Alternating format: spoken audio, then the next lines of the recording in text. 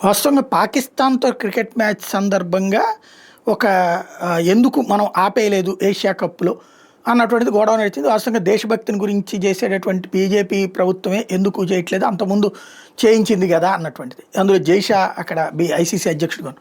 ఎందుకు ఆగారయ్యా అంటే ఒలింపిక్స్‌కి మనం టెండర్ వేశాం. అది 2036 ఒలింపిక్స్ ఇండియాలోనే జరగబోతున్నాయి. అహ్మదాబాద్ కేంద్రంగా జరిపేందుకు ఏర్పాట్లు చేస్తున్నారు. ఈ కూటమి ప్రభుత్వమే కనుక అధికారంలో ఉంటే ఆంధ్రాలో కూడా కొన్ని ఇవ్వమని చెప్పేసి అడుగుతాం. అప్పుడు ఇక్కడ కూడా మనకు కూడా కొంత అడిగేటటువంటి ప్రయత్నం. బట్ అక్కడైతే ఒక స్పోర్ట్స్ సిటీనే డెవలప్ చేసేస్తున్నారు అహ్మదాబాద్లో, అది నడుస్తోంది ప్రస్తుతం. దానికి టెండర్ వేసేటటువంటి సందర్భంలో ఖచ్చితంగా క్వాలిఫికేషన్ ఏంటంటే ఎలాంటి పరిస్థితుల్లో కూడా ఏ దేశంతో కూడా విభేదించకూడదు, వ్యతిరేకించకూడదు.